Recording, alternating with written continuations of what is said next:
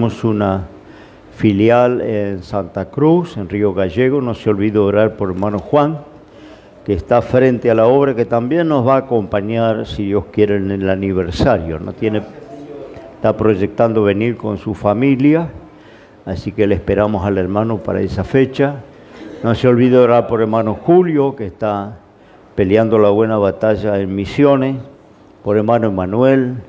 Hermano Emanuel va a comenzar allí un trabajo, porque no hemos quedado sin las congregaciones, así que el hermano va a empezar de cero. Ore por él, también va a estar con nosotros.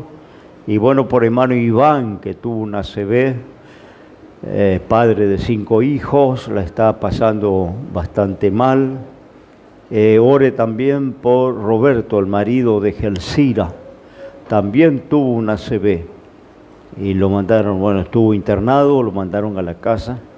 Así que también ore por este hombre estaba apartado, no congregaba, pero estuvo visitándole, ministrándole el hermano Alejandro, y hizo un propósito de afirmarse. Está en el ocaso de su vida, con 85 años, perdió la vista, está con problemas intestinales, muy mal el hombre, ¿no? Y ahora le dio una ACV. Ore también por él y por todo el pueblo del Señor, ¿no? Estamos siempre orando por los hermanos que no vemos, que podamos verlo en la casa de Dios. Si yo no le veo, que pase una buena Nochebuena y mejor Navidad el miércoles y jueves, ¿no?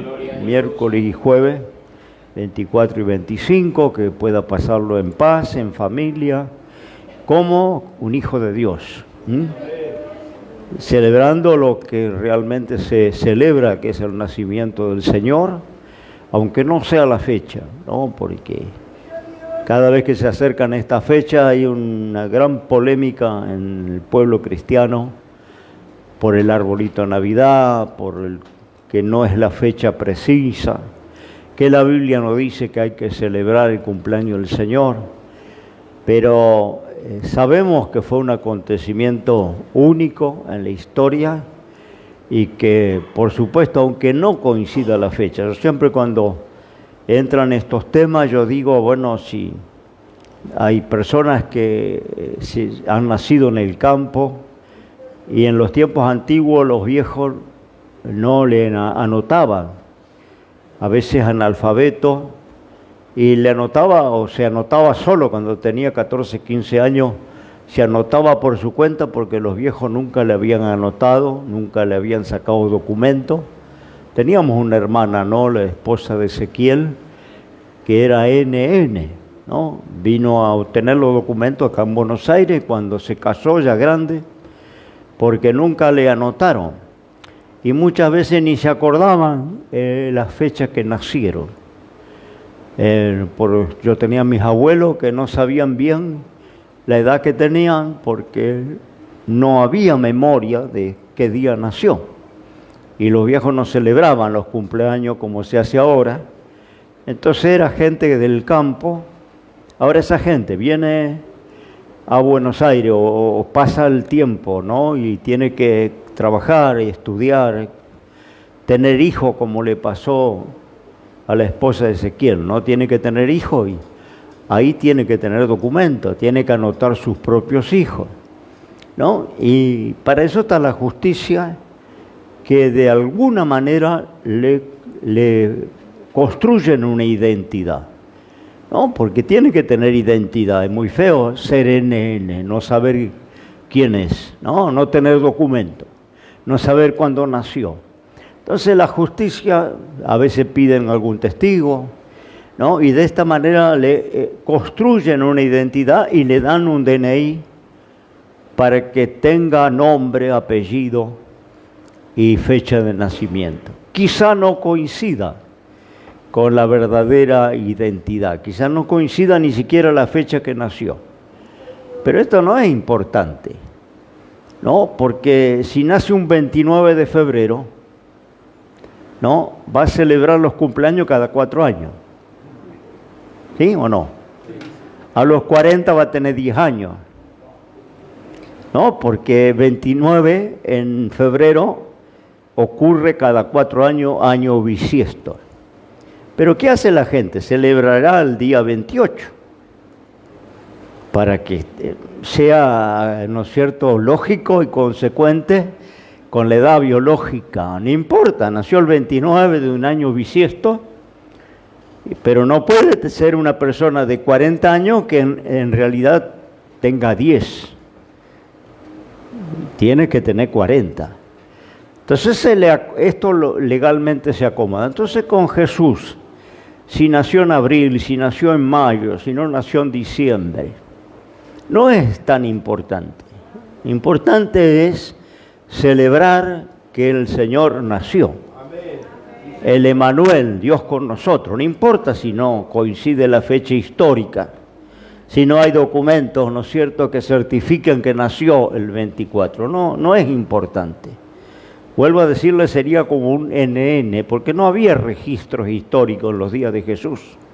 No había registro civil, no había un juzgado a donde María y José le anotaran al niño Dios y le dieran un DNI. No existían los documentos. No existía siquiera el apellido, le ponían el nombre y gracias. Por eso encontramos, ¿no es cierto?, que Simón de Cirineo, ¿no es cierto?, que para nombrar, porque había varios Simones, se le ponía el Simón de donde era, Simón de Grambur, o María de los Polvorines, porque había un montón de Marías. Entonces no tenían apellidos, le tenían que poner, o Judas Iscariote. No era el apellido Iscariote, era el lugar donde él pertenecía. En Iscariote había nacido. Entonces Judas Iscariote, ¿no?, para diferenciarlo de otro Judas, encontramos en la Biblia un Judas que dice Judas, hermano de Jesús. ¿No? Cuando se inventan los apellidos, eso se termina, porque podía ser Judas González, Judas Fernández, Judas Pérez, ya se identificaba mejor, ¿no? Entonces, vamos a situarnos en el momento histórico que nace el Señor y dejar esas tonterías de lado. Es como el arbolito, algunas iglesias dicen idolatría, porque las bolitas son las bolitas de Satanás, porque las luces... es una pavada, una ilusión para los niños. A mí no me hace ni frío ni calor. A ninguno de los adultos nos hace frío ni calor. No nos sacamos una foto abrazando el arbolito. No, es una ilusión para los chicos que representa a Jesús, porque algunos dicen, no, pero Israel pecaba bajo la sombra de los árboles y con los árboles hacían la idolatría. Yo nací un 27 de noviembre, yo no sé si ese día era San Pedro, era San Juan, si se adoraba a Satanás, si se prendía vela a las vírgenes. No sé, porque es un día del almanaque. Lo que sé es que yo ese día nací y cumplo años. Entonces, es de acuerdo al propósito que le demos a las cosas, porque si vamos por lo pagano, yo escribía hacía unos años atrás, que el aguinaldo es pagano, no tendríamos que cobrarlo, ¿no? Nace del paganismo, un sueldo anual complementario, un plus, ¿no? Y su origen es pagano. Entonces, usted tendría que decir, no me pague el aguinaldo, ¿no? Porque es diabólico. Bueno, para el que es diabólico, que sea diabólico. Para mí es plata.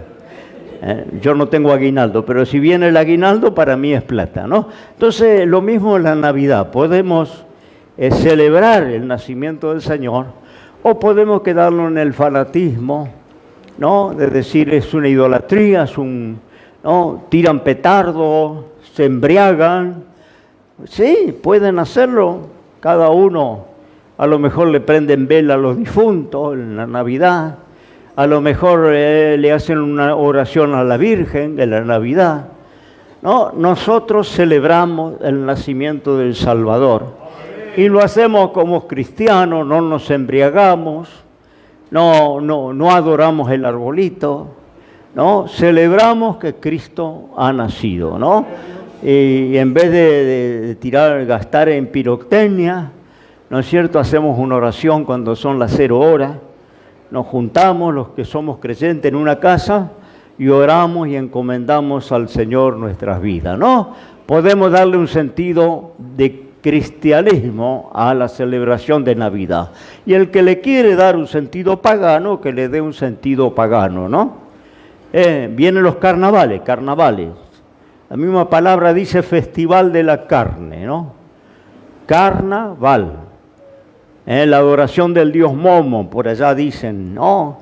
En Brasil se hace el ritual del carnaval, ¿no es cierto?, por excelencia. El turismo va para esa fecha.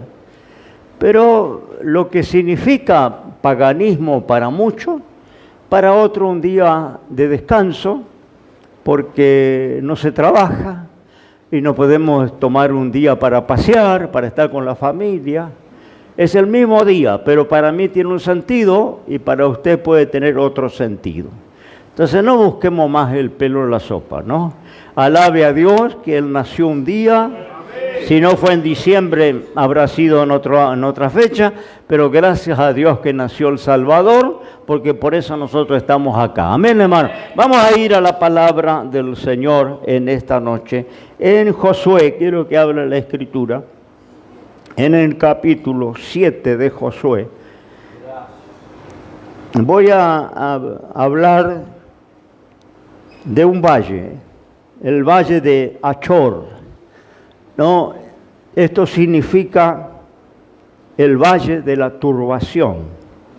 El pueblo hebreo tiene la costumbre, no sé si la conserva todavía, pero antiguamente tenía la costumbre de bautizar las montañas, los valles, los lugares, los arroyos, los ríos, con nombres históricos, con nombres que les recordaran algún suceso importante, ¿no? Así eran también cuando colocaban los nombres a sus hijos.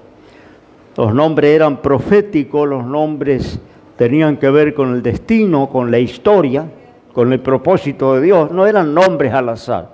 Siempre que yo hablo de esto, digo, acá en Occidente, bueno, por ahí le toca nombre, como tenemos el hermano de allá de Los Patos que le pusieron Pánfilo.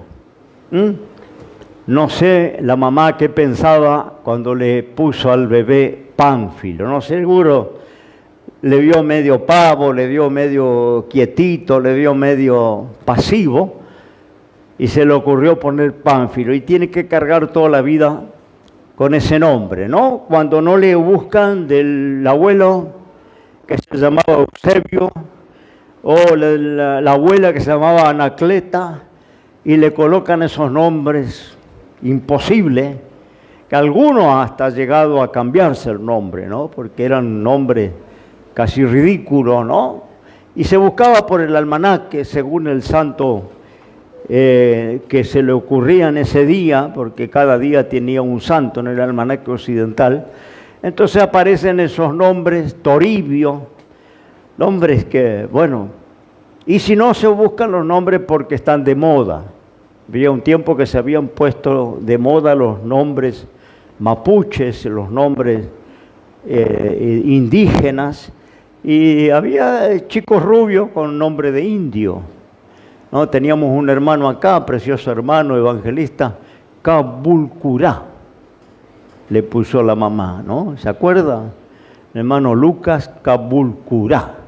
Bueno, nombres así, pero que eran, porque están de moda, ¿no? Y si no, tenemos algún hermano de Bolivia que le ponen Washington, Wilson, tenemos hermano Wilson, nombres netamente yanqui, ¿no? De todo punto de vista, pero la mamá no sé si estará de moda en Bolivia. Hay un montón de hermanos de Bolivia con esos nombres, ¿no es cierto?, extraños, porque no coincide con la raza, no coincide con la historia, no coincide con la cultura, pero se ponen de moda y la mamá le encajó el nombre, aguante. Pero en el pueblo hebreo los nombres siempre estaban asociados con el destino, con el futuro, con el propósito de Dios. No hay ningún nombre al azar. Y cuando hubo un nombre que no coincidió, el Señor les cambió los nombres.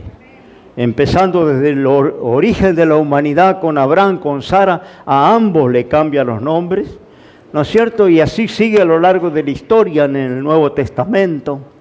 Casi la mayoría de los apóstoles fueron cambiados sus nombres. Pedro no se llamaba Pedro, se llamaba Simón. Y como no tenía apellido, hijo de Jonás. Simón, hijo de Jonás, porque no había apellido. Y si no era hijo de alguien, era, ¿no es cierto?, el lugar donde nació, como vuelvo a decirle, Judas Iscariote. O se le ponía para identificarlo porque no había apellido. Pero también el Señor cambia los nombres en el Nuevo Testamento. Pedro se va a empezar a llamar Pedro, nos va a dejar el nombre de Simón. Pablo no se llamaba Pablo, todos sabemos que era Saulo, su nombre, de Tarso, porque había muchos Saulo, entonces había que diferenciar a Saulo del resto de los Saulos. Entonces Saulo de Tarso, y adopta el nombre de Pablo, el apóstol San Pablo.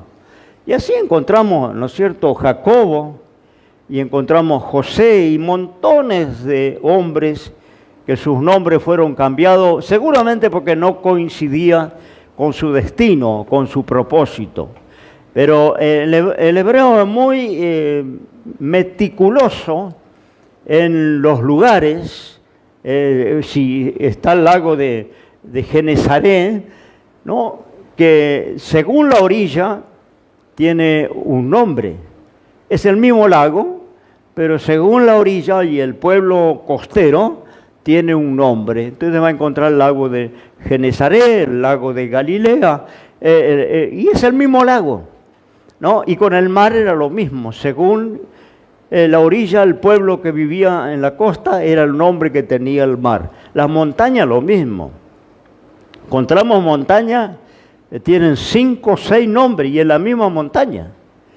Pero según el lado de la montaña, el monte Sinaí es el mismo que el monte Horeb, donde Elías subió a orar al monte Horeb. Pero Elías subió de un lado de la montaña y Moisés estuvo del otro lado, que se llamó el monte de Sinaí. Era la misma montaña, pero con 4 o 5 nombres según el lado de la vuelta que diera la montaña, eran nombres. Esto encontramos en Occidente, no existe, ¿no? Si tenemos una plaza, la Plaza San Martín, no es de este lado de la Plaza San Martín, del otro lado de Belgrano, del otro lado Sarmiento, no, la Plaza San Martín, importa el tamaño, ¿no? El Parque La Acera, no importa el tamaño y no importa el lado, pero en la cultura oriental es diferente, ¿no? Y había nombres que tenían las montañas, vuelvo a decir, según del lado que se pusiera. Había valles que tenían también sus nombres. El pueblo hebreo, un pueblo que conserva sus raíces, ¿no es cierto?, en forma muy exigente, tal así que han sido esparcidos en el mundo y nunca perdieron su cultura, nunca perdieron su fe, su costumbre. Usted los va a ver en flores, no sé, con el sombrerito negro, con las huedejas que le caen en las orejas, ¿no? Y las mujeres allá con media, aunque haga 40 grados de calor, ¿no? Y bueno, es la cultura que no la pierden, no importa que estén en Japón, en Argentina, en China, en Alemania, conservan su cultura. Es casi un pueblo único, que usted va a ir a Brasil y va a encontrar los judíos de 5 cuadras, los va a conocer con sus ropas negras, con sus sombreros negros. Ellos, no importa dónde se agreguen, ellos guardan esas raíces, esa cultura, esas tradiciones. No se contaminan como los occidentales, ¿no? Yo tengo hermanos que se han ido a Brasil, 3 meses que están en Brasil, y son más brasileros que el brasilero que vive ahí de toda la vida. Hablan portugués, comen comida brasilera, se sientan como los brasileros, hacen gestos como los brasileros. No, ¿Y cuánto hace que está en Brasil? 6 meses. El hebreo se va a Brasil y puede estar 50 años y 5 generaciones, y son todos judíos. Y tienen su sinagoga, y se visten como los judíos, y tienen las costumbres judías, la cultura, la comida es comida de los judíos. No se contaminan. Entonces encontramos que ellos colocaban nombre para recordar lo que Dios había hecho o lo que había pasado, y lo hacían con los valles, con las montañas, con los lugares, con las lagunas, con los ríos, ¿no? Con la fuente de agua. Todo tenía un nombre que indicaba la historia, lo que había sucedido en ese lugar. Había valle que se llamaba Valle de la Muerte, como el Salmo 23, aunque ande en valle de sombra de muerte, no temeré mal alguno. Valle que ellos lo nombraban así por lo que había acontecido en ese lugar. Había valles que eran valle de la bendición, había valle que era un valle se llamaba el Valle de las Lágrimas, había un valle que Joel habla, el Valle de la Decisión, en un lugar de incertidumbre, en un lugar donde tuvieron que decidirse, y ese lugar fue llamado el Valle de la Decisión. Hay valles que se llaman el Valle de Josafat, el Valle de Juicio, porque allí Dios derramó juicio. Hay valles que se llaman, como el que yo voy a hablar esta noche, el Valle de Achor, que es el Valle de la Turbación. Ahora, hablando espiritualmente, muchas veces nosotros nos toca pasear por esos lugares, vuelvo a decir, simbólicos. A veces cruzamos el Valle de la Muerte, a veces nos toca caminar por el Valle de las Lágrimas, a veces nos toca entrar en el Valle del Juicio, en el Valle del Dolor, y también muchas veces entramos en el Valle de la Turbación. Valle donde el pueblo dudó de la presencia de Dios, dudó de la bendición de Dios, lloraron amargamente, dijeron para Josué, que comandaba en ese momento al pueblo de Israel, mejor hubiera sido morirnos en Egipto que venir acá y ver que Dios nos abandonó. Habían fallecido 36 soldados del pueblo hebreo, 36 hermanos, vamos a decir así, habían perdido la vida. ¿Qué pasó en el Valle de Achor, en el Valle de la Turbación? Yo le voy a leer solo unos textos, después lea todo el capítulo 7. Dice así, en el verso 24 del capítulo 7. Entonces Josué y todo Israel con él tomó a Achán, hijo de Zera, y el dinero, el manto y el changote de oro, sus hijos, sus hijas, sus bueyes, sus asnos, sus ovejas y su tienda, y todo cuanto tenía lo llevaron todo al Valle de Achor.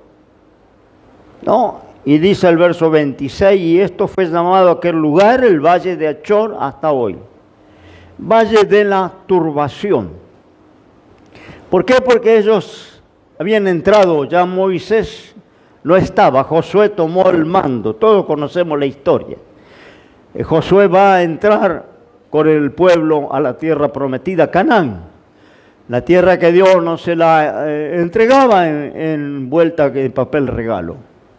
Y no, cuando llegaron al límite allá, a la orilla, cruzando el Jordán, Dios les dijo, suban y posean la tierra, yo se las doy. Pero ellos tenían que conquistar cada palmo de esa tierra. Habían habitantes, había gente de gran tamaño que vivía, gente poderosa, ciudades amuralladas, con ejércitos, mucho más capacitado que el pueblo hebreo, que era un pueblo de esclavos, un pueblo que no sabía de batalla. Pero Dios dijo, yo voy a pelear con ustedes, yo les voy a dar la victoria. Yo voy a entregarles, pero ustedes tienen que hacer la parte de ustedes. Sabemos que la primera ciudad que ellos van a conquistar es la ciudad de Jericó. Ciudad grande, con muros que cuando los espías fueron enviados a examinar esa tierra, dijeron, sus murallas son hasta el cielo, sus habitantes son gigantes. Nosotros al lado de ellos parecíamos langosta, nos van a tragar vivos. Ese fue el reporte que dieron los espías. Después que vinieron de 40 días explorar Canaán. Era un lugar casi imposible. Hubo solo dos de los príncipes de Israel, Josué y Caleb, que dijeron, vamos, porque Dios nos está apoyando, Dios va con nosotros, Dios nos va a dar la victoria, vayamos. Oh, el resto, 12 que fueron, 10 dieron un reporte negativo, un reporte pesimista. Vamos a perder la vida, nos van a tragar, nos van a comer vivos. Dice que las murallas eran murallas de 30, 40 metros de altura, y sobre las murallas había una avenida de doble mano donde los carros con caballos podían dar la vuelta a la ciudad. Era una avenida como nuestras avenidas modernas. Así que fíjese qué clase de muros protegían la ciudad de Jericó. Cuando ellos vieron eso, venían de amasar barro en Egipto, venían de ser un pueblo que vivía en choza, seguramente nunca habían visto esa clase de edificación, pero Dios dijo, vayan, yo les voy a entregar Jericó, les voy a entregar cada metro de la tierra de Canaán. Y la primera ciudad que Dios les entrega es Jericó, sin tener que pelear, ni agarrar armas, ni enfrentar ningún ejército. Todos conocemos la historia, lo puede leer en Josué capítulo 6. Tenían que rodear la ciudad, alabando a Dios con los músicos, llevando el arca de Dios adelante, los sacerdotes, y tenían que dar la vuelta durante 7 días, una vez cada día. El último día, 7 vueltas, y en la última vuelta tenían que pegar un grito, ¿no? Y cuando ellos gritaron, los muros se partieron, los muros sí se cayeron a plomo, y lo único que hicieron fue tomar los despojos, porque eso trajo destrucción a Jericó, y estaban confundidos y aterrados porque había sido una mano invisible que golpearon esos muros y los tumbaron al suelo, ¿no? Entonces la ciudad se entrega, se rinde, y ellos conquistan la primera gran ciudad, la ciudad de Jericó. Pero tenían muchos territorios que conquistar. Palmo a palmo, Canaán iba a ser de ellos, pero ellos tenían que tomar posesión de la tierra, no se las regaló el Señor. Así son las promesas de Dios. Oh, toda promesa de Dios hay que apropiarla, hay que tomarla para sí. No viene de regalo. ¿Querés ser sanado? Tenés que creer, tenés que actuar en la fe, tenés que moverte en la fe y apropiarte de la sanidad. ¿Querés ser prosperado? Tenés que creer, tenés que poner en práctica los principios de Dios y vas a ser prosperado, ¿no? En todas las áreas uno tiene que conquistar las promesas de Dios, no son de regalo. Hay una parte humana, hay una parte del hombre. No, fíjese, cuando el Señor sanaba a alguien, siempre le pedía una acción. No solamente que creyera, no, sino que creyera y actuara. La acción era levántate y anda, levántate y alaba a tu Dios, levántate y carga tu lecho. No, siempre había una acción que tenía que acompañar la fe para que se efectuara el milagro. Y acá era lo mismo. La tierra iba a ser de ellos, pero ellos tenían que conquistarla. Conquistan la primera ciudad, celebran, hay una celebración porque fue una victoria estrepitosa, sin siquiera tener que trepar los muros, atacar la ciudad, amenazar la ciudad, solamente alabando a Dios y dando la vuelta, ¿no? La ciudad cayó a plomo y ellos tomaron los despojos. Ahora estaba la segunda ciudad, la ciudad que mandaron a explorar y dice que era pequeña, la ciudad de Jai. No, muy pocos habitantes, no era tan asegurada como Jericó. Una ciudad fácil. Entonces, cuando deciden cómo van a conquistar esta segunda ciudad, ahí se reúnen los dirigentes, se reúne Josué que lideraba, y dice, no vamos a fatigar a todo el pueblo, porque son pocos, es un pueblito allá, ¿no? Entonces, manden 2.000, 3.000 hombres, y con esto ya sobra, porque no tiene la defensa que tenía la ciudad de Jericó, la ciudad casi desprotegida. Entonces, con 2.000, 3.000 hombres, esto está fácil. Ya estaban envalentonados por lo que Dios había hecho con Jericó. Manden un grupito allá, y mandaron un grupo. Y le dieron una paliza los habitantes de Jai. Mataron 36 hebreos. 36 soldados de Josué perdieron la vida. Y dice que el corazón del pueblo hebreo se deshizo como agua. Perdieron la fuerza, perdieron la confianza, perdieron la fe. Ellos vinieron desalentados completamente, y fue ahí donde dijeron: Señor, ¿no? ¿Qué va a hacer si ya no nos respalda? ¿Qué va a hacer que no nos defiende de nuestros enemigos? ¿Cómo vamos a continuar la conquista? Cuando nuestros enemigos han prevalecido, dice que los corrieron incluso a los 2.000 o 3.000 hombres que fueron. Y si no corren, los terminan matando a todos, ¿no? Y dice que Josué se puso a orar a Dios, se tiró en el suelo y clamaba a Dios. ¿Qué pasó? ¿Por qué no hay respaldo de Dios? ¿Por qué no hemos podido prevalecer contra nuestros enemigos cuando Dios había dicho: suban, conquistan la tierra, yo voy a pelear por ustedes, yo voy a darle la victoria? Ahora estaban derrotados completamente. No, y yo quería compartir esto, ¿no? Por eso le bautizan al lugar donde ellos se estuvieron tan confundidos, le bautizan el Valle de la Turbación, porque estaban turbados. ¿Qué es lo que pasa? Y yo digo, muchas veces caemos, ponemos el pie en ese valle, en el Valle de la Turbación. Decimos: no, parece que Dios no está, parece que Dios no nos apoya, parece que Dios no nos defiende, parece que Dios no nos bendice, parece que vamos para atrás. Nos turbamos, ¿no?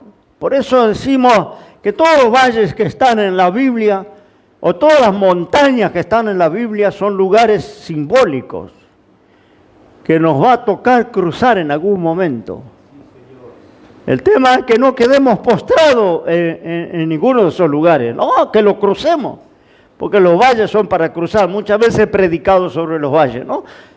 Hay por lo menos más de una docena o 15 valles diferentes en la Biblia, y valles terribles, de lágrimas, de dolor, de muerte.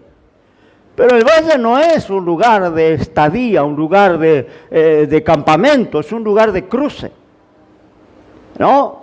Es un lugar que tenemos que pasar, no establecernos, no dejar los huesos en ninguno de esos lugares, sino hay que cruzarlo, hay que pasar al otro lado.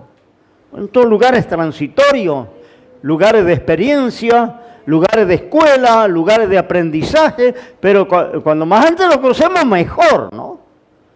Ellos entraron en el Valle de la Turbación porque parecía que Dios los había abandonado, los había entregado a sus enemigos. Y a veces muchos de nosotros no entramos en ese lugar, ¿no? En el Valle de Achor. ¿Qué pasa? No, antes de empezar el culto estábamos hablando ya con los siervos del Señor. Y decíamos, nos hacemos esta pregunta: ¿qué pasa? No, parece que Dios no nos defiende. Mire, dice en el verso 12, ¿no? En el verso 11, cuando Josué se pone a orar a Dios, Dios le dice cuál era la causa de la turbación, de la derrota, de la pérdida de 36 de sus hermanos que habían muerto. No era plan de Dios que el pueblo muriera en manos de los cananeos. Pero el pueblo había desobedecido. Lo habían hecho en Jericó. Porque cuando ellos conquistan Jericó, Dios les dijo: escuchen bien, no toquen nada de esa tierra, porque es una tierra maldita. Es una tierra que está bajo maldición, entonces no quiero que toquen nada de esa tierra. Yo se las entrego sus enemigos, pero no toquen nada porque todo lo que está ahí es maldición. Usted sabe que el mundo está bajo maldición, ¿no? ¿Sabe esto? Porque hay algunos pastores metiéndose en la política que quieren mejorar Argentina o otras naciones, como ha pasado en El Salvador y otros lugares. Si un cristiano, si los cristianos nos metemos en la política, vamos a vivir mejor. No, la tierra está bajo maldición. No se olvide, la iglesia fue sacada del mundo. No pertenece al mundo, como el Señor dijo, yo tampoco pertenezco, ustedes no son del mundo, yo lo he sacado del mundo. El que ama al mundo no ama a Dios. La amistad con el mundo es enemistad con Dios, porque el mundo está bajo maldición, no va a haber cristianos mejorando ninguna nación. No, son cristianos que se van a corromper, que el mundo se los va a tragar vivo. El mundo se los va a tragar vivo, porque no es la misión. Si el Señor hubiera querido establecer su reino en el mundo, Satanás se lo ofreció allá en el desierto. Mire los reinos de la tierra, dijo Satanás, todo le mostró todas las riquezas, todo el poder, toda la gloria de los reinos de la tierra, y le dijo, si postrado me adorares, yo te lo doy. Son míos, y a quien quiero yo se lo doy. El Señor dijo, escrito está, Satanás, al Señor tu Dios servirás y a Él solo adorarás. Amén, gloria a Dios. Y lo reprendió, servimos a Dios. No vamos a mejorar el planeta, no vamos a mejorar la política. No fuimos llamados para militar en la política, fuimos llamados para militar para el reino de Dios. El que dice se milita para Cristo, no se enrieda en los negocios de esta vida.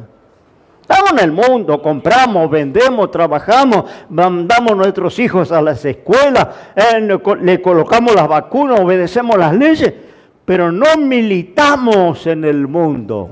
Militamos para el reino de Dios. Gloria al nombre del Señor.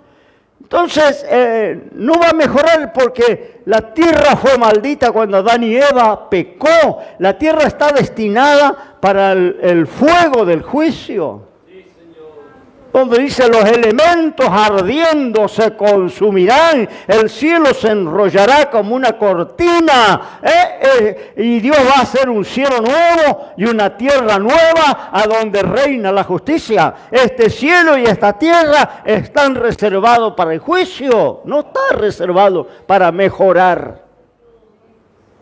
La tierra fue maldita cuando Adán y Eva pecaron. Le dijo, Dios te producirá cardo y espina.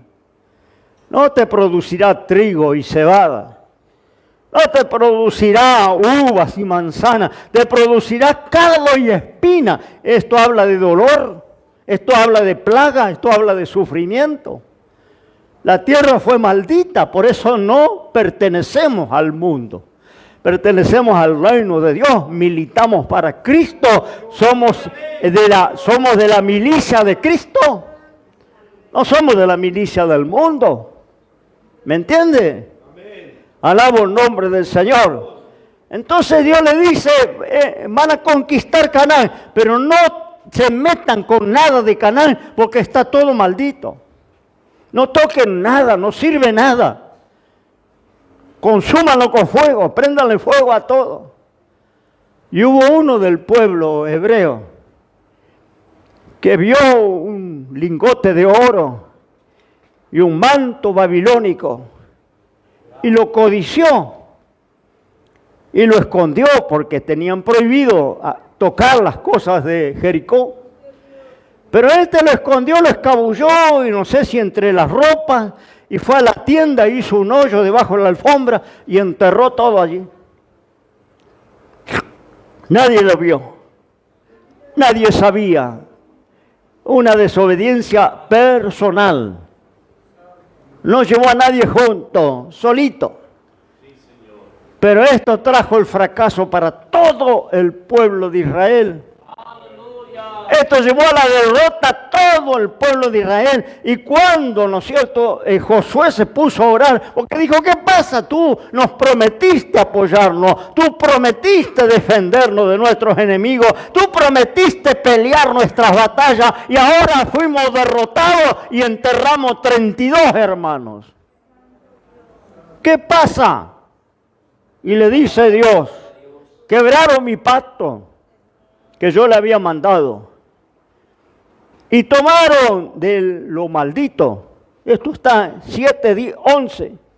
Han pecado, tocaron lo maldito y hasta hurtaron y mintieron y aún lo tienen guardado entre sus cosas.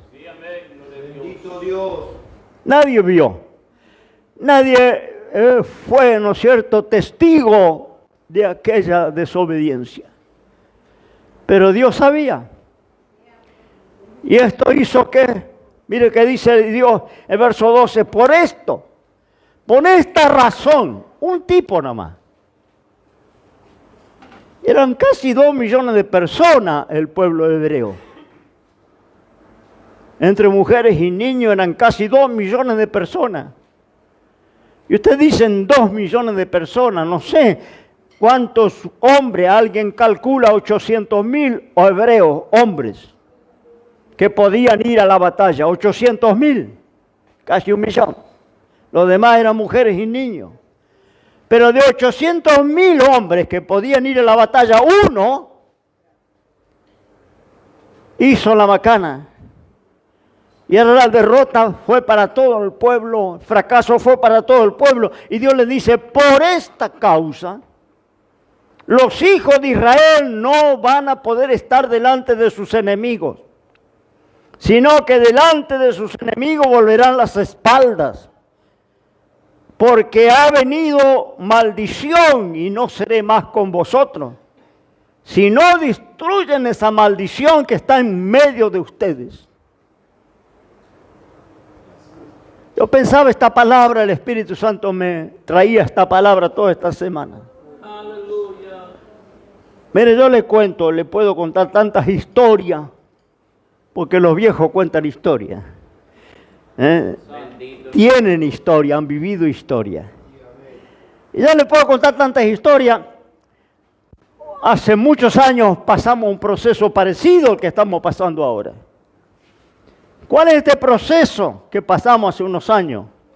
Bancos vacíos, hermanos que dejaron de congregar, como que la obra se frena. Salimos a predicar, salimos a repartir tratados, se predica en la calle, salimos a visitar los hermanos que se quedaron. Acá continuamente se visita a los hermanos que dejan de congregar, no le abandonamos. No nos resignamos a que no vengan más, lo buscamos. A veces mando un hermano, un obrero, a veces mando otro obrero, a veces voy yo mismo. Porque no queremos que el enemigo nos arrebate, ¿no es cierto?, los hombres y las mujeres de Dios. Israel no quería enterrar 36 compañeros. Y cuando le tocó sepultar a los 36 compañeros, Señor, ¿qué está pasando? Y muchas veces nos preguntamos y vamos a la oración y decimos, Señor, ¿qué está pasando? No, la obra iba para atrás. Y el Señor me dijo, me llevó a este texto, anatema, mentira, robo y desobediencia, y eso está escondido en medio de ustedes.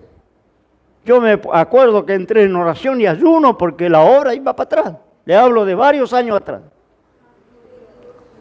Y digo, Señor, yo veía a todos los hermanos felices, todos los hermanos para mí son buenos, para mí todos los hermanos son lindos. Y teníamos en la música un chico muy carismático, vecino de acá, ¿no?, que era homosexual. Y yo no podía pararme en este lugar y decir, mire hermana, mire lo que tienen hijos, las hermanas que tengan hijos, no le dejen que vayan a la casa, ponemos Marco, ponemos cualquier hermano Orlando, no No le puedo decir porque Orlando tiene un pasado, antes de servir al Señor, tiene un pasado que puede perjudicar a tus hijos. No, todos los chicos iban a dormir los sábados para quedar el domingo en el culto, como está cerquita a la casa de este muchachito. Muy carismático, todos le amaban, cantaba en el coro, era medio líder porque le gustaba liderar a los jóvenes. Y la mamá dejaban, y yo hablé con la mamá, no le deje ir a tu hijo a ninguna casa, cuida a tu hijo. Y la mamá no me hicieron nunca caso, porque él organizaba unos, le llamaba pizza party, ¿no? Él le gustaba cocinar, entonces hacía 4 o 5 pizzas, llevaba a los pibes. Resulta que los pibes, después de la pizza, se los llevaba a la cama. Cuando Dios trae a luz, había como 7, 8 pibes de 13, 14, 12 años que habían caído con este muchacho, que después que se retiró de la iglesia pasaba con el novio por acá y nos saludaba, porque se acompañó con un hombre. Entonces pasaba por la vereda y nos saludaba contento, ¿no? Hasta ahora creo que está acompañado con un hombre. No, y cuando descubrimos ese manto babilónico enterrado, lo descubrimos porque estaba enterrado, estaba escondido, la iglesia comenzó a levantarse. Vinieron almas, Dios empezó a bendecir, abrimos nuevos anexos, la obra empezó a prosperar. Pero cuando hay un anatema, algo maldito que entra en el pueblo escondidamente, nadie sabe. Pero Dios que mira y Dios que ve y que conoce todas las cosas, Dios sabe.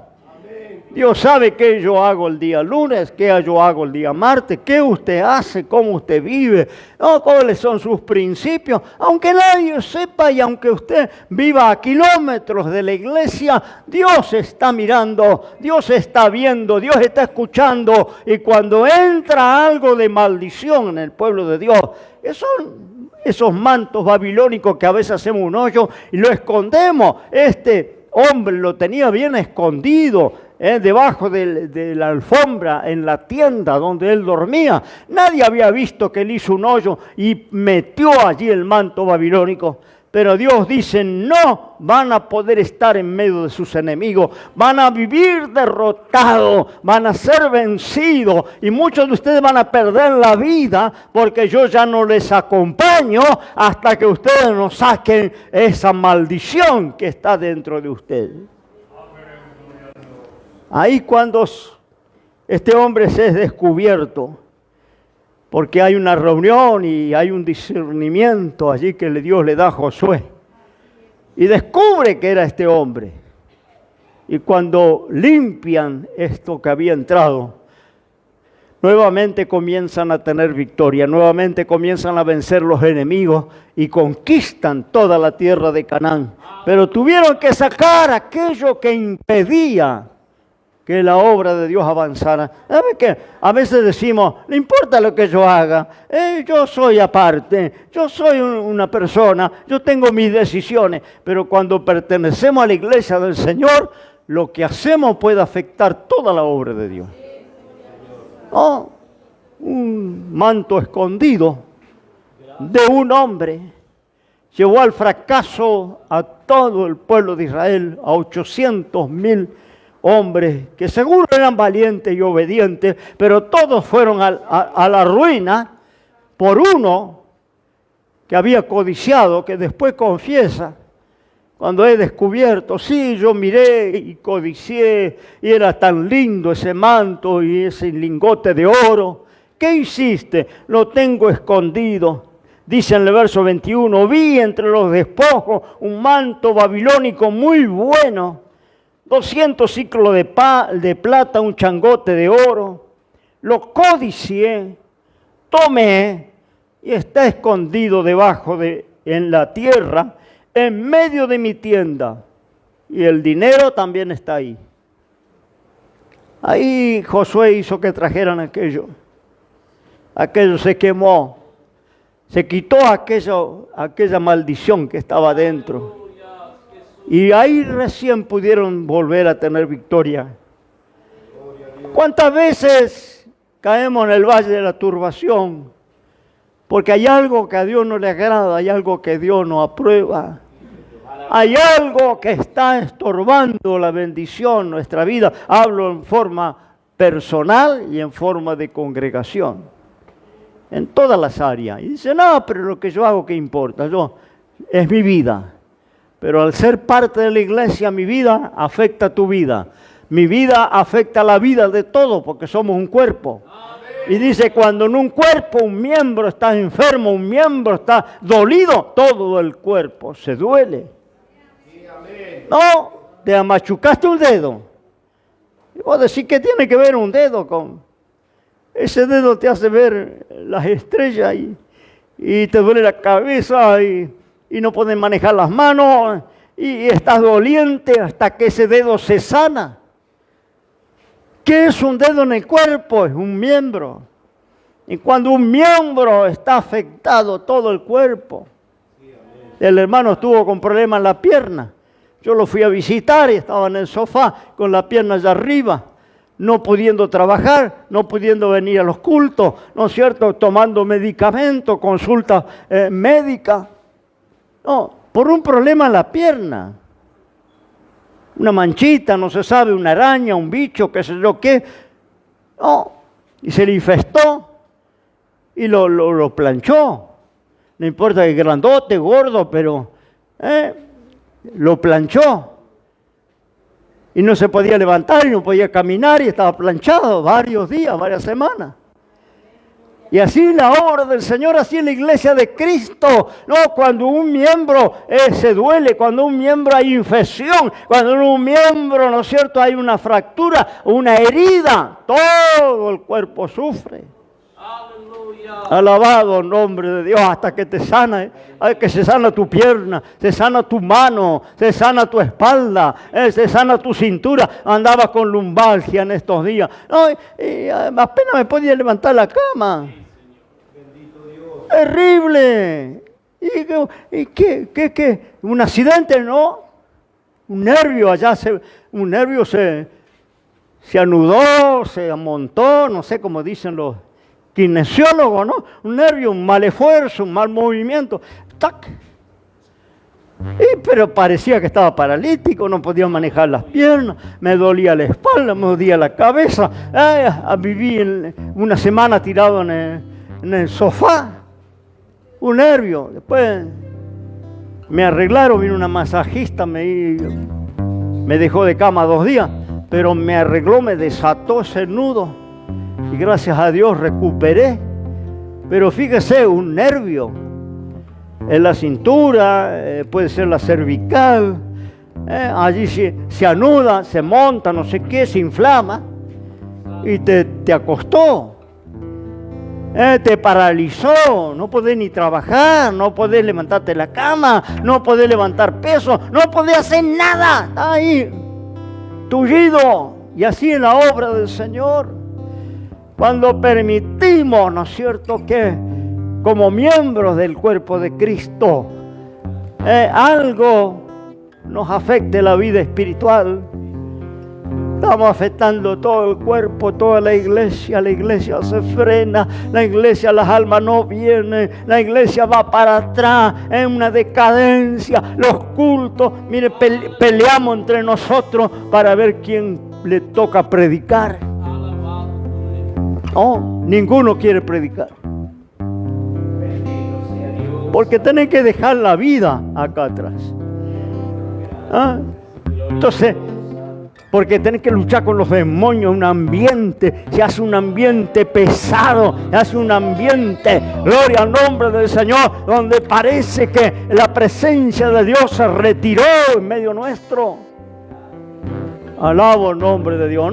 No. Dios es fiel y verdadero, gloria. Dios no falla en sus promesas, pero muchas veces nosotros tenemos algo que Dios dice es maldición. Gloria. Quitan esa maldición de en medio de ustedes. Gloria al nombre del Señor. Muchas veces cuando entra pecado en la iglesia, no confesado. Oh, gloria. Escondido, hacia un hoyo, bien tapado. Nadie le vio, nadie supo, nadie se enteró. Pero el ambiente de la iglesia te torna denso, pesado. Gloria al nombre de Dios. No es que Dios, el poder de Dios cambió, la presencia de Dios cambió, no, Dios es fiel, Dios siempre está, Dios siempre bendice, pero hay algo que está estorbando. Alabo el nombre de Dios que tenemos que sacar. Entonces, si usted ama la obra de Dios, si usted ama al Señor, gloria, y hay algo, usted no arregló, gloria al Señor. Sea sincero. Achán se llamaba este hombre. Y él fue sincero cuando se vio que acorralado. Él dijo, yo lo codicié. Y yo lo tomé. Y lo escondí allá en mi tienda. Ya está. Un momento que no velé, el diablo me engañó. Y dice que entonces enviaron mensajeros, vayan a buscar y traigan. Hagan, escarben, levanten la alfombra, hagan un hoyo, saquen lo que está enterrado, tráigalo para acá. Y le dijo Josué, ¿por qué nos turbaste? Y bautizó ese valle, por el valle de Achor, el valle de la turbación. Cada vez que pasaban por aquel terreno recordaban la historia. El nombre le recordaba la historia. Acá donde nuestros antiguos hermanos fueron turbados. Acá donde parecía que Dios no estaba, parecía que Dios lo había abandonado, parecía que Dios no cumplía las promesas. Acá pasó. Cuando vino la limpieza, vino la bendición de Dios. Se ama la obra de Dios. Sé sincero. La palabra dice que ninguno está libre de pecado. El que dice que no pecó es mentiroso. Y lo hace mentiroso a Dios porque todo pecado. Pero la diferencia está en la sinceridad. Que aquel que pecó reconoce. Como Achán y dijo, sí, yo codicié, yo lo vi tan lindo. Y lo tengo escondido. No, y cuando nos tocó reconocernos, nos reconocemos, sí. Yo tuve celo de fulano, sí, yo anduve murmurando, sí. Estos días alguien me decía, no, yo a la filial de Soliverde yo no voy a pisar nunca. Miembro de la iglesia, pertenece al mismo pastor. Tomamos la Santa Cena todos los meses, todos juntos. Y tenemos una persona en medio nuestro que dice, no, yo no piso Soliverde. Hubo otra persona que le dijo a Alejandro, yo quiero congregar en Delviso. Estoy hablando de la misma iglesia. Tenemos anexo en Delviso, tenemos anexo en Soliverde, en La Plata, bueno, por un montón de lugares. No, entonces alguien se enojó con alguien, cosa que yo no sé, y dijo, no voy más a la iglesia en Granbur. Yo me voy a Delviso. ¿No?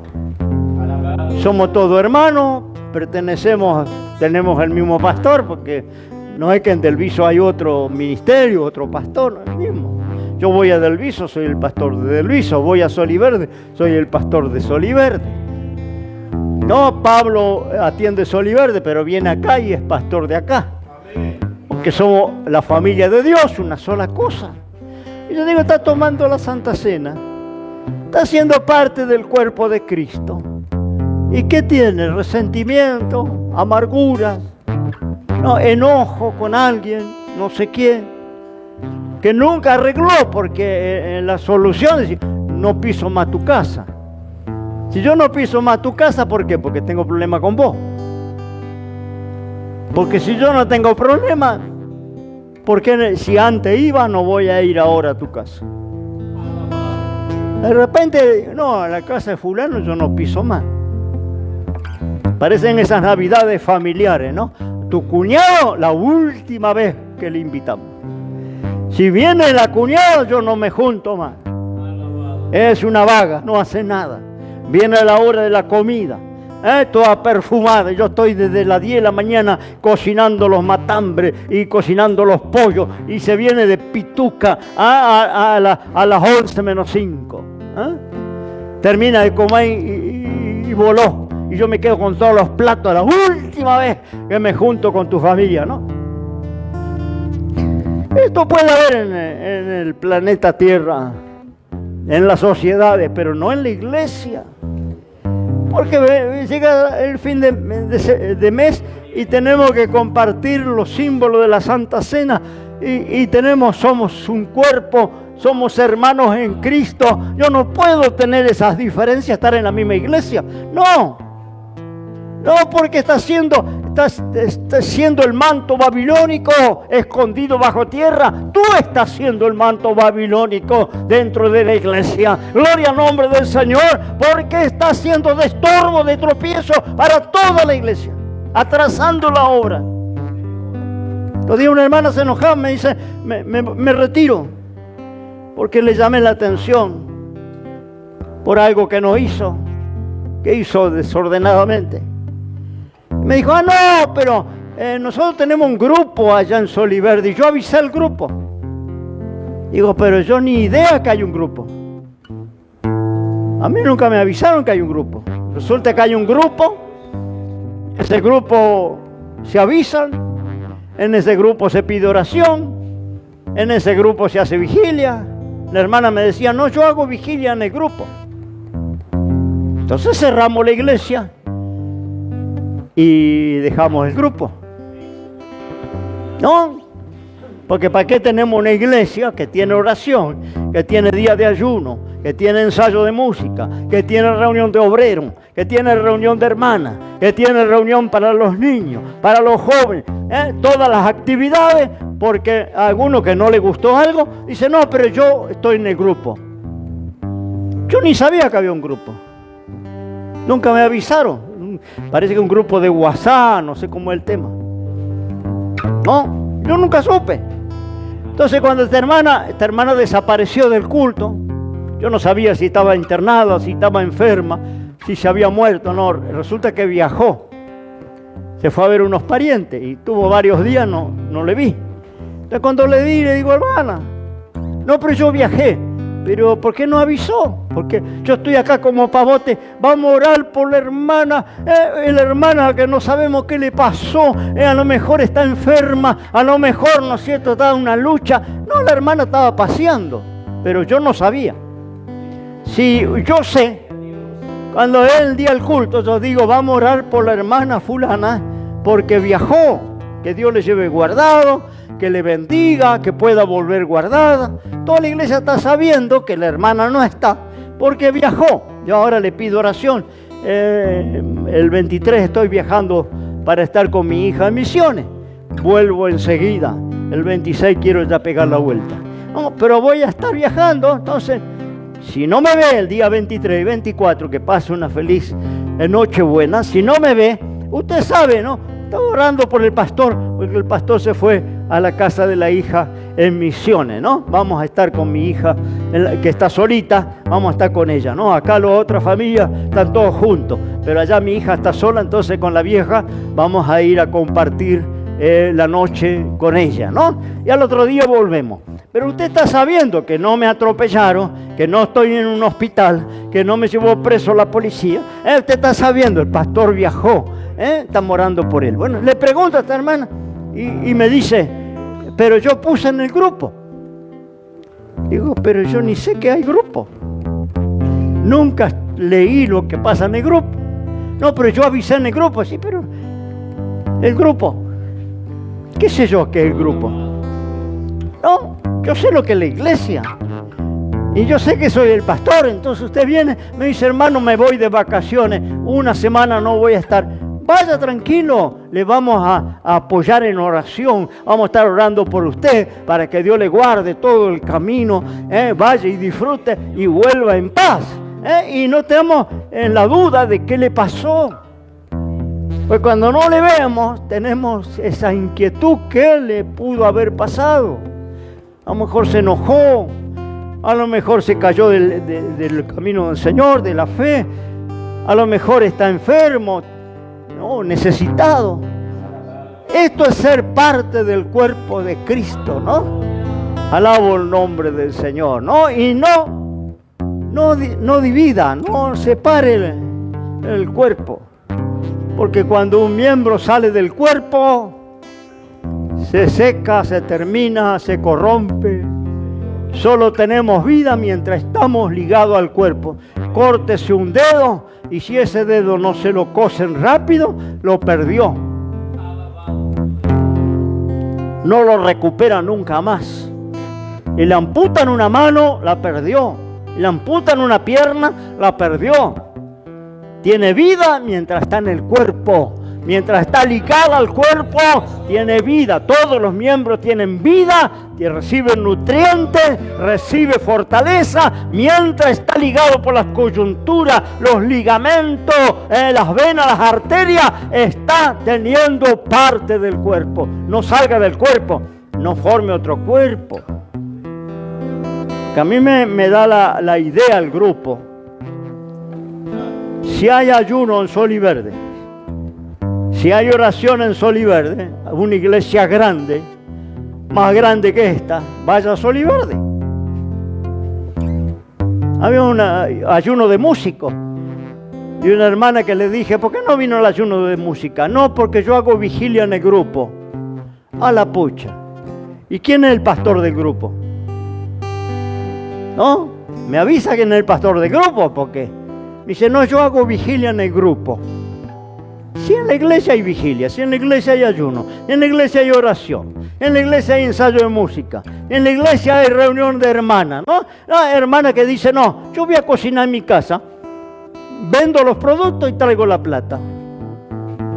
Y si acá hay cocina y hay reunión de hermanas, todos los días sábados, en Sol y Verde hay reunión de hermanas, en Del Viso hay reunión de hermanas, en La Plata hay reunión de hermanas, vas a la reunión de hermanas, pero como no se lleva, como está de punta y toma la cena, pero está de punta, no se lleva, entonces dice, no, yo voy a cocinar en casa.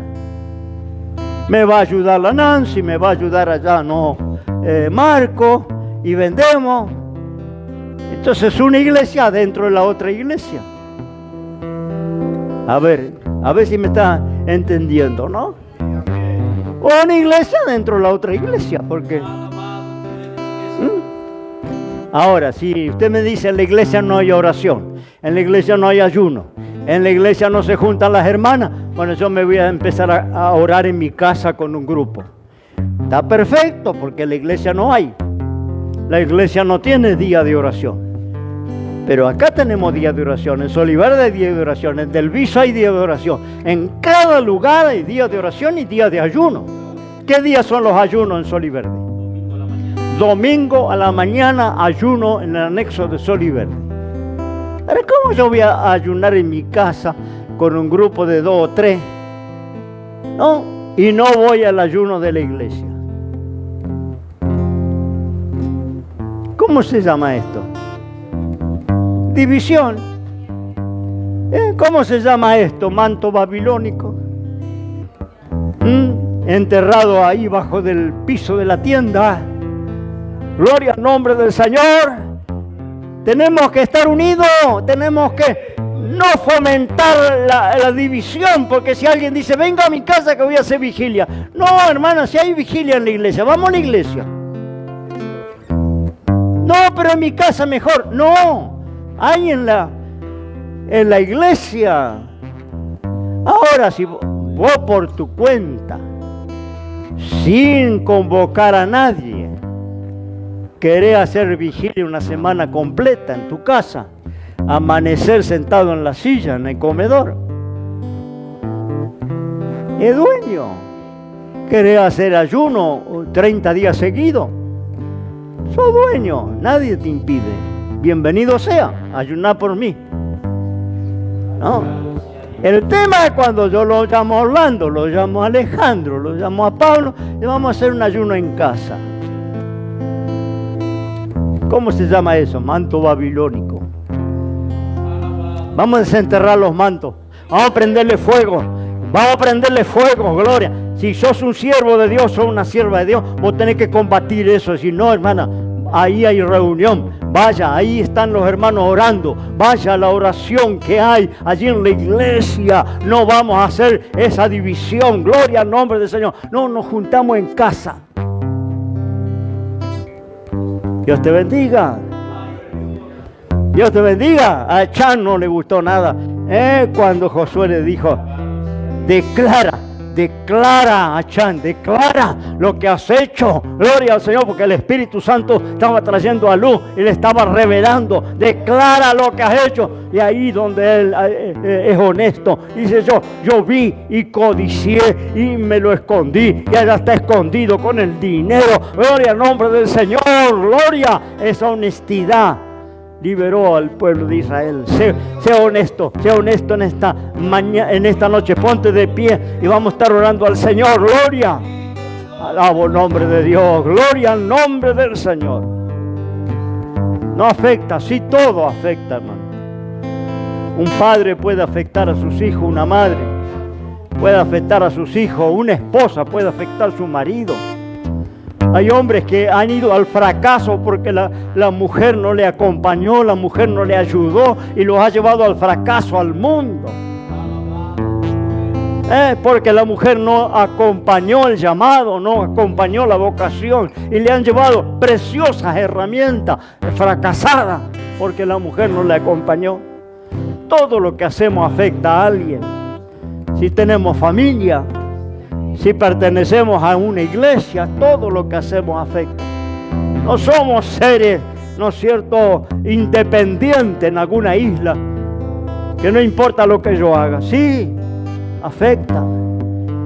Entonces ponte en las manos del Señor y no toques lo que el Señor dice es maldito. Lo que el Señor maldice, no hay manera de que eso cambie. Y el Señor dijo, todo lo que está en Canaán es maldito. No toquen nada de eso. Destrúyanlo todo. Gloria al nombre del Señor. Y estamos en el mundo y el mundo está bajo maldición. Entonces sirva al Señor. Sea militante de Cristo. Sirva al reino de Dios. Alabo el nombre del Señor y deja que el mundo siga su cauce. Gloria al nombre del Señor. No pertenecemos a Él. Fuimos sacados del mundo, pertenecemos al Señor. Nuestra patria no está acá, nuestro reino no está acá, está en el reino de los cielos allá. Gloria al nombre del Señor. Somos peregrinos, acuérdese de eso. Extranjeros en tierra desconocida. Sí tenemos que vivir en el mundo, pero no pertenecemos a Él. Pertenecemos al Señor. Dios te bendiga en esta noche. Gloria al nombre del Señor. Vamos a orar a Dios. Inclina tu cabeza y cierra tus ojos y mira que hay algo allá que hay que desenterrar y hay que tirar para afuera. Hágalo, porque eso va a redundar en bendición para todo el pueblo de hoy y especialmente para tu vida. Padre, en el nombre de Jesús te alabamos, te bendecimos en esta noche y te damos gracias. Compartido la palabra que has colocado en mi corazón. Ahora el resultado de esa palabra queda en tus manos poderosas. Espíritu de Dios, tú aplica la palabra en cada vida y en cada corazón. Señor, es tuya la obra y nosotros en esta noche reconocemos, Señor amado, que somos parte de ese cuerpo y cuando un miembro está afectado, afecta todo el organismo. Señor amado, ayúdanos a entender esa unidad, esa comunión. Ayúdanos a entender que somos participantes el uno del otro. No nos podemos independizar de esto, no nos podemos aislar de esto. Señor amado, lo ha dejado a la iglesia como el cuerpo de Cristo en esta tierra. Amado Señor, un cuerpo que tiene que caminar, que tiene que compartir, que tiene que abrazar, que tiene tiene que ministrar, hacerlo, Señor, en funcionalidad. Amado Señor, gloria, mi alma te alaba. Padre mío, ahora entregamos en tus manos, Señor, la partida, el regreso de cada uno de los hermanos, que tú los lleves guardado a la próxima oportunidad, Señor. En el nombre de Jesús te lo pedimos. Alabado es tu nombre. Amén, amén y amén. Dios le bendiga, le saludamos con la paz y la comunión del Señor. Dios le acompañe.